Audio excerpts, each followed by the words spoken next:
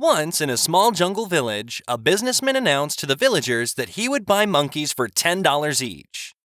The villagers, knowing there were many monkeys nearby, went into the jungle and began catching them. The man bought thousands at $10 each. However, as the supply of monkeys started to diminish and they became harder to find, the villagers ceased their efforts.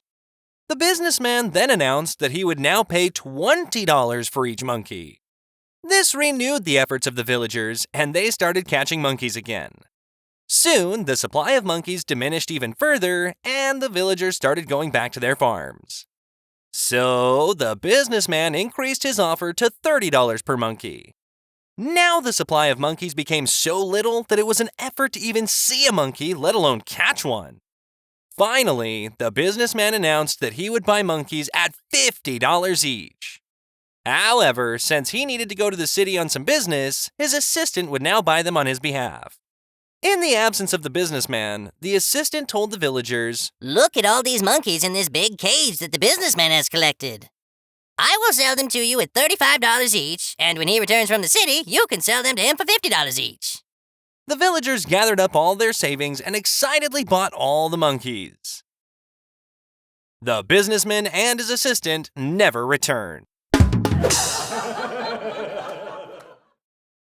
A priest, a thief, and an engineer are sentenced to death by guillotine. The executioner tells the priest that he can say one last thing before he's executed. So, the priest prays to God to spare his life. As the priest is about to be executed, the guillotine blade gets stuck halfway down. Now, according to the law, if the guillotine fails to kill the person, they're set free. So, the priest is let go. Next up is the thief. Considering what had just happened with the priest, he also prays to God to have his life spared. Once again, the guillotine fails and the thief is let go. Finally, it's the engineer's turn. Instead of praying, he spends his last moments looking at the guillotine.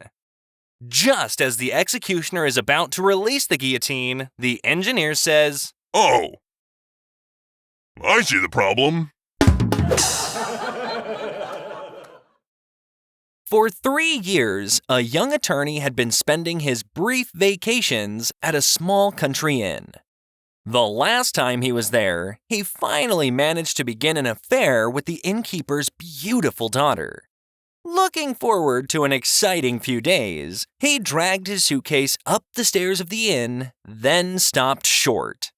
There sat his lover with an infant on her lap. "Becky, why didn't you write when you learned you were pregnant?" he cried. "I would have rushed up here, we could have gotten married, and the baby would have had my name." "Well," she said, "when my folks found out about my condition, we sat up all night talking about what we should do. Pa said it would be shameful to have a bastard in the family, but that would surely be better than, well, you know, a lawyer." It was a beautiful day outside, the kind of day that was perfect for celebrating a birthday. George woke up feeling excited about the day ahead, eager to see what surprises his family and colleagues had in store for him. He had always enjoyed his birthday, and he looked forward to spending the day surrounded by people who cared about him. George got ready for the day ahead and walked into the kitchen, expecting to be greeted by his family with warm hugs and birthday wishes. But to his surprise and disappointment, no one acknowledged his birthday at all. Not his wife, not his kids. George was taken aback by the silence, and he felt a knot form in his stomach. Trying to shake off the feeling of disappointment, George completed his morning routine and headed off to work. He had been working at the same office for many years, and he was looking forward to seeing his colleagues and sharing his special day with them. But as he sat down at his desk, he realized that no one had remembered his birthday.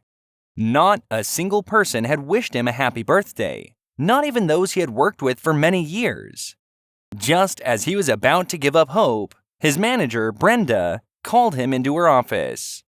George was surprised to hear her say, "Hi, George. Happy birthday." It was the first birthday wish he had received all day, and he was grateful for it. Brenda then offered to take him out for lunch, and George readily accepted. At the restaurant, they enjoyed a lovely lunch and shared many stories and laughs.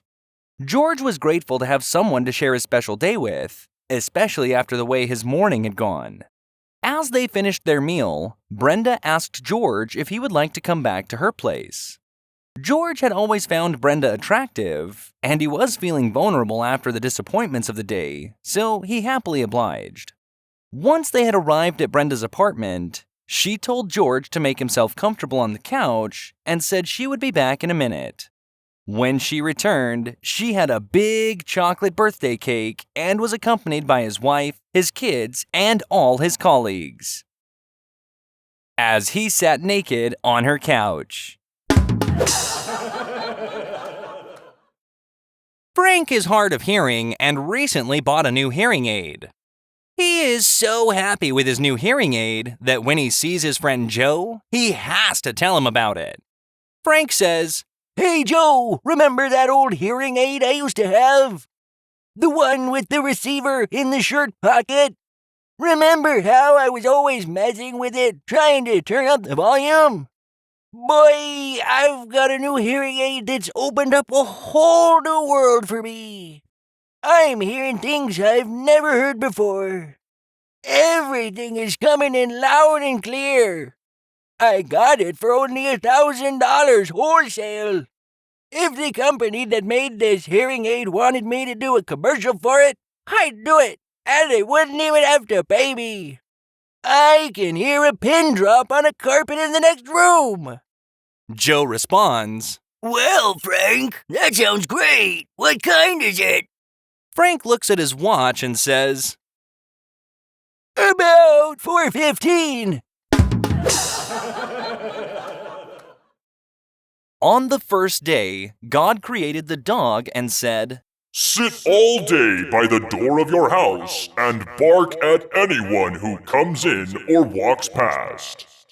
For this, I will give you a lifespan of 20 years. The dog said, "That's a long time to be barking. How about only 10 years and I'll give you back the other 10? So God agreed. On the second day, God created the monkey and said, Entertain people, do tricks, and make them laugh. For this, I'll give you a 20-year lifespan. The monkey said, Monkey tricks for 20 years? That's a pretty long time to perform. How about I give you back 10 like the dog did? And God agreed. On the third day, God created the cow and said, Go into the field with the farmer all day and suffer under the sun. Have calves and give milk to support the farmer's family. For this, I will give you a lifespan of 60 years. The cow said, That's kind of a tough life you want me to live for 60 years. How about 20 and I'll give you back the other 40? And God agreed. On the fourth day, God created man and said, Eat, sleep, play, marry, and enjoy your life.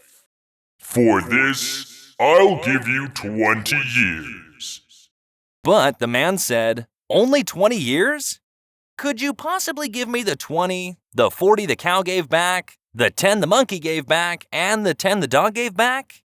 That makes 80 years, okay? Okay, Said God. but remember, you asked for it.